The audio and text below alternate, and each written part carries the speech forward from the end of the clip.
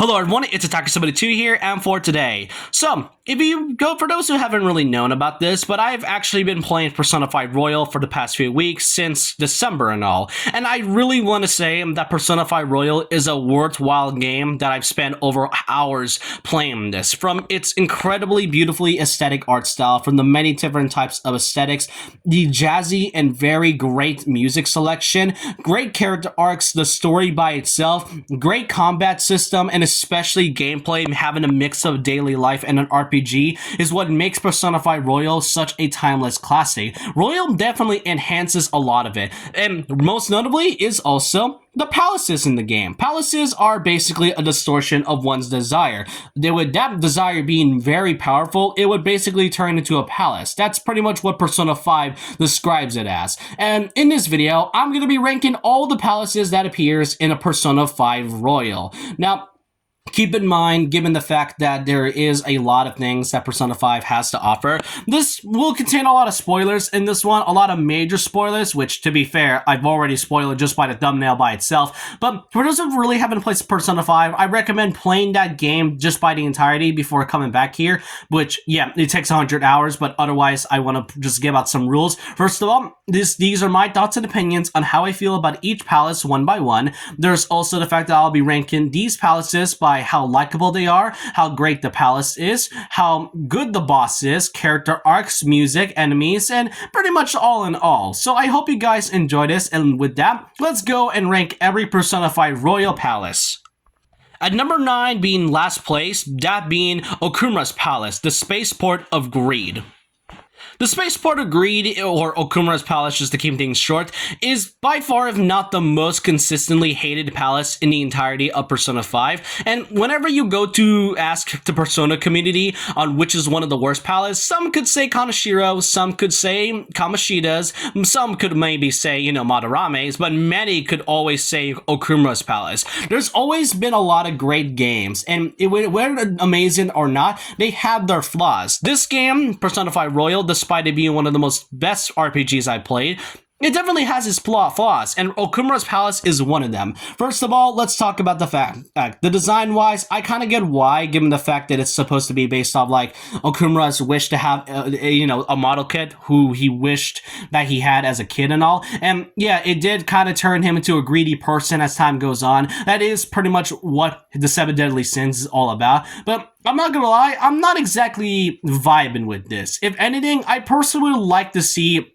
Okumura's Palace be more of a mix of a spaceport and a factory. And yes, there is a factory on the inside, but it would have been kind of cool to actually see a more of a factory rather than basically, well, just a giant spaceport otherwise. The puzzles in this game, while they did change a lot of this, because Royal did enhance a lot of the game's enhancements, especially when in terms of mementos and the palaces all in all, but Okumura's Palace still suffers from those from the issues that was in the original game. First of all is the fact that Okumura's entire character arc, Haru and Morgana are two notable characters that are in this whole arc and all, and what I really don't like about it is how they try to make Morgana feel like a memorable character in the Phantom Thieves. I get it, he's kind of feels like he's being replaced with every new member all in all, but in my opinion that really isn't much to say at least, and it kind of feels like he and Ryuji just argued for absolutely no reason. And yeah, Ryuji, he may be a bit of an idiot at times, but I feel like there's something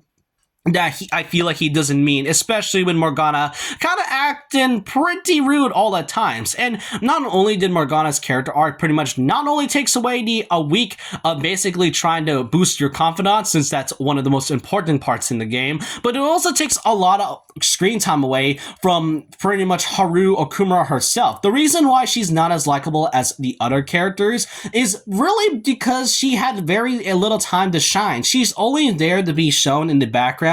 She had a few dialogue voices, and yeah, while she had some funny moments, I really wish there was a lot more to her character, and especially with her confidant, that I feel like nobody could ever do it before heading into the final palace and all. But really, when it comes to just Haru's entire character arc, I really do like her Persona Awakening. That I can admire from how dramatic it is and has a more of a theatrical feeling and all. Another thing, and aside from the character arcs, there's also the most notable part, the spike in difficulty.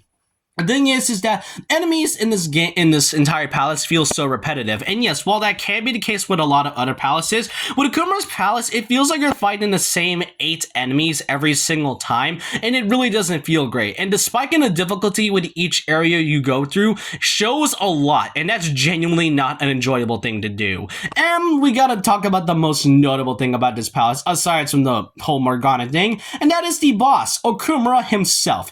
Now, one thing that I see many people mention is, well, most notably, the freaking difficulty spike. You basically had to fight 4 robots, and given that Royal did give us new versions of it, then you can pretty much fight also the robot Haru that you fight in the end before finishing off Okumura himself. Like I said, spike in difficulty is shown really well. There's also the fact that you're under a time limit, which I'm gonna be really honest with you. Yes, it is stressful, but in my opinion, it isn't really much given the fact that you have a lot of time. Like, I really don't want to know, or even kind of want to ask, how could anyone actually lose to that timer during Okumura's boss fight? That's all I really have to say about this. This game has a lot of flaws, and Okumura's Palace, yes, it does have some improvements, but it still suffers the same thing that what the original game still had to offer. Okay, I think that's enough talking about Okumura's Palace. At number 8, we got Madarame's Palace, the Museum of Vanity. Now, in terms of the design and how enjoyable the palace is, I guess it's okay. It is pretty beautiful outside, but on the inside, yeah, I'm not honestly vibing it as a museum. I get it sort of the way of how pretty it is. Kind of short, I will say. It only lasted for about a few times every now and then, and Madarame's Palace, while it is pretty okay all in all, I do like the music. It is meh at times, but not really my personal favorite. But there are some good things I have to say about this. This palace did give us the introduction of the treasure demons, which are pretty rare, but can be enjoyable to catch. There's also Yusuke's character arc, which I will say definitely one of my favorite Persona Awakenings. Genuinely, I love the tenacity that Yusuke gives out from trying to deny Madarame's will of him being a manipulated person and trying to steal others' artwork to basically, pretty much taking away that truth and basically becoming rebellious because of it. And you know what? I really like Yusuke for that. So that's all I can really say about this. Oh, and the boss fight, I guess it's okay. The painted ones were pretty annoying all in all, and I really did not enjoy the second half. Yeah, it gives out different elements and all, but all in all, you can just pretty much be the original Madarame without any issues whatsoever. Alrighty, okay, I think that's enough of Madarame. Now for number 7, we got Kanashiro's Palace, the Bank of Gluttony. Now before I even talk about this whole thing, all in all, yes, the music absolutely slaps for no reason. I cannot fathom how great this music was whenever you go inside the bank.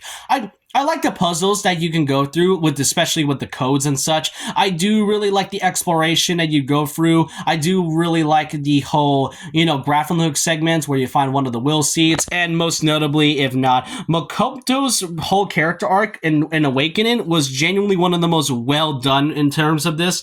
You can really tell that Makoto has a violent side because you really don't want to make her mad. That's all I can really say about it. So yeah, puzzles overall, aesthetically great. Music slaps, and then there's the boss. I'm not gonna lie, it is sort of underwhelming than Madarame's because it's mostly just, first of all, the form, he just turns into a bug. I get it's supposed to be referencing to like Lord of the Flies and all, but otherwise I don't really like this boss form.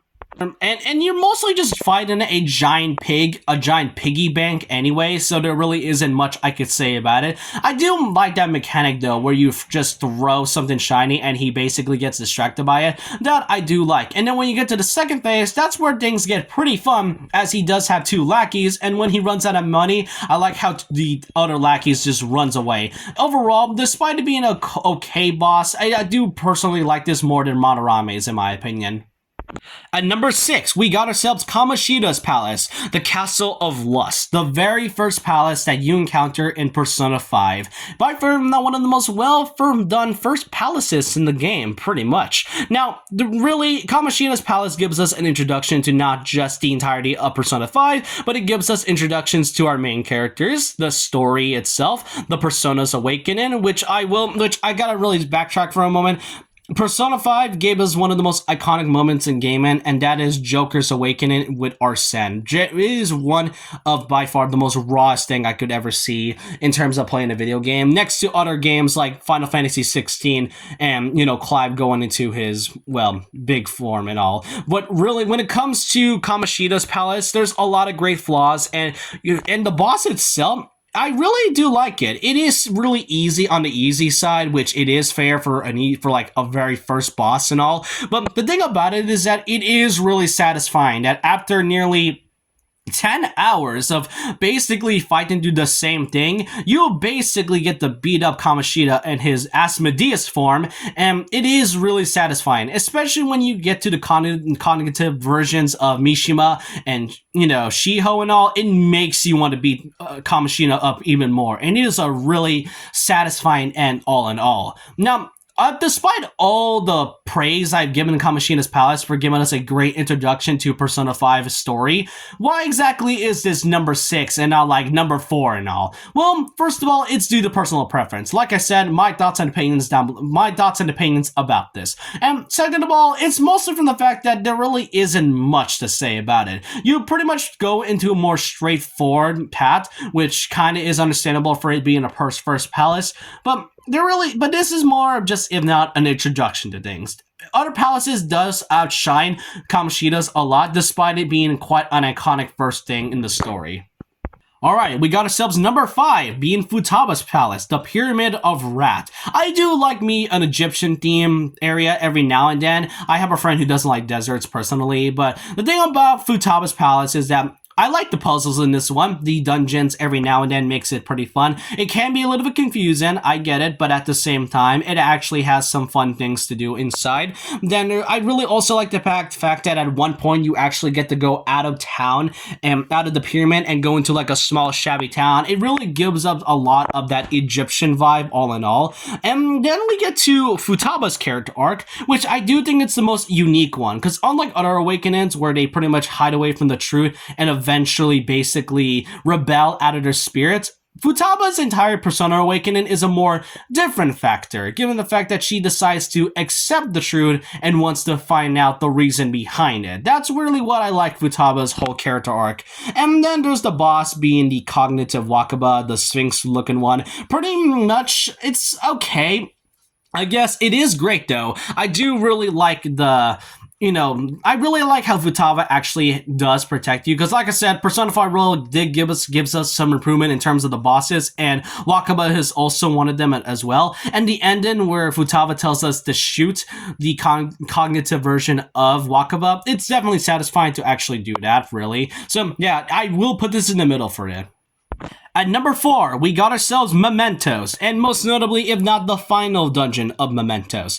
Yes, it is a really short one. It is pretty much like a similar situation with Kamoshida, where it's pretty straightforward and some at times short all in all, but I personally don't mind it whatsoever. With Mementos though, it is short though, but in my opinion, it really feels like you're at a huge point of the story. You're at the end point before basically finishing the game all in all, so what else is there to do? Go very deep into Mementos and find out the truth behind these cognitive beings, and pretty much fighting the Holy Grail. This was a huge turning point of the story, a big climax to Persona 5 as a whole. The boss between the Holy Grail, yes, it was pretty heart-shattering and all, and then when you actually go fight again, and then fight the one and you only Yaldabaoth, I'm not too sure how to still pronounce this boss's name. I've been pronouncing it Yaldabaoth for like the past few years and all, but now actually playing this game and kind of been seeing this how it's spelled, I've always been calling it Yaldabaoth. Does anyone know how to pronounce this boss's name? I'm not too sure myself. This right here is what I find a climatic way to end up Persona 5's entire story. If you played in the original, then I mean that's great, but there's still one more palace that outshines this. The thing about this boss is that you got everything: the 7 deadly sins, incredible music, cutscenes that motivates everyone in Shibuya to support the Phantom Thieves, and more notably, my most favorite part, summoning Centennial. I really like this Persona all in all, and I just beat the game. I actually want to mention this. I did beat the Persona 5 recently, so I am going into New Game Plus, but pretty much Centennial's Awakening was one of the most rawest things next to Joker's Arsene. So yeah, it is number 4 for by far one of the biggest climax in RPGs in my opinion. At number 3, we got ourselves Sai's Palace, the Casino of Envy, or Casino of Jealousy, whatever you want to call it. So, pretty much Sai's Palace is a huge turning point. In the very beginning of the game, you get to see the main character, Joker, go through this palace, and you just wonder what exactly got him there. And after months and months of going through each and every single one of these arcs, and every character having their moments, you get to go to the casino, the one that you saw from the very beginning of the game, and there's genuinely a lot of great things about this. First of all, palace-wise, I loved it. It basically gives us such a casino vibe. The music slaps a lot. I really like the music in this one. This turning point, this is pretty much, if not the turning point of the story before even heading into Shido's palace all in all. It's a big part of the story that many can like. The music is great, the enemies are okay, the music, obviously great. The boss though, it is pretty fun all in all. I really like how Sai pretty much wants to have no point where even if you're trying to tell the truth, she'll find a way to cheat in order to, get her case either way, and her shadow shows it pretty clearly. And whenever you get to its second form, yeah, it's something that you would not expect, but it's still a fun one overall. And then last but not least, to end up Sai's Palace overall, after going through months and months of everything, you get to see the biggest turning point of the story, and that is Goro Akechi pretty much betraying right in front of your face. That is something that many could not expect, and even though the original version of Persona 5 did give a lot of hate on Akechi and a lot of memes from him before the international release came out, Akechi's betrayal definitely felt like a big twist, all in all. And that's what I find is really enjoyable about Sai's Palace. It's almost near a climax on 2 more palaces, and overall, it's a great way to pretty much go through everything that the Phantom Thieves went through from April all the way to the biggest turning point on November. At number 2, we got ourselves Shido's Palace, the cruise ship of pride. This right here is a big climactic point. Years, months, and months of going by, and you finally get to see Shido, basically the big bad that is pretty much behind not just a lot of incidents involving around a lot of Shibuya and Japan as a whole, but pretty much the one that motivated the main character to steal his heart, given the fact that Joker, the main character, was accused by Shido and was pretty much on probation to begin with. So, what do I think about this? Well, like I said with Sai's Palace, it's pretty much a big turning point before heading into Mementos. What I really like about Shido's Palace is the aesthetic, just from the viewpoint itself. Literally a ship driving, sailing through a sinking city, hoping to finally be on top and all. And I really don't mind the puzzles. I don't really like the rat one, in my opinion. It is kind of funny, but overall it doesn't really leave much. Getting the 5 letters of recommendation was pretty tedious, but there is a lot. The palace is beautifully well interiored, and the music is great. It really gives out the pride that Shido has. And the boss, this is where we get to one of the best parts. We got 2 different types of bosses. We got Goro Akechi, where we get to see his breaking point and see his true personality shines a lot. And don't worry, we get to see that even more when we get to number 1. But Goro's palace and basically Goro's whole boss fight, and basically revealing that he's more than just a fake behind a mask, is absolutely great, and it gives up such a great duality between both Joker and Akechi overall. And then there's also Shido's Palace, or Shido's boss, I mean. First of all, design-wise of Shido had no reason to go this hard. What I really like about one of my favorite palaces is basically the shadow designs of it, and Shido is definitely one of them. I really like how he pretty much looks like a dictator in this one. Even though Shadow Kaneshiro kind of looks like a certain dictator who I will not name for the sake of it. But overall, it is a great boss. You have 3 faces. You get to fight him basically with these the wings of human sacrifice and its 3 other forms. And then when he goes into buff mode, yeah, that's kind of where things get really serious, especially with rivers in the desert plain in the background. And then the final climactic point where he's at his biggest, strongest point, you have the Joker is by himself fighting, and after all this time, Joker still manages to win. And overall, Shido being number 2 feels like a great spot for this one. Now, I would have put this in number 1 if it wasn't for another palace that you can actually get if you ranked up a certain character that you actually hang out with in Persona 5 Royal. At number 1 is Maruki's Palace, the Laboratory of Sorrow. This right here is a palace that you can access throughout basically the 3rd semester, which you have to do by maxing out Maruki's Confidant, and once you do, you'll get a lot of great things from it. Here's the thing about Maruki's Palace. It is, if not if one of my favorite final palaces in the game. We got ourselves a great, beautiful aesthetic. Music feels common, and really, the story arc in this one is great. The past palaces was mostly just about, anti-corrupticism and politicians and all. This one is more so of anti-escapism. Pretty much meaning it's trying to escape from reality and wishing to morph it into something where a reality where you can be happy with no bad things happening. That I really like the theme of this. Then there's also the 2 characters, that being Kasumi, who you have been seeing throughout the entirety of the normal gameplay, and it is a shame that Kasumi, or in a way, another name that I will not mention because spoilers, but pretty much Kasumi's character in this one is very, very well done. It is a shame that she only appears in technically 2 palaces. She did appear in Sai's palace, but she does fully appear as a full party member in Persona 5, being, Maruki's palace and all, but she does it in a great way.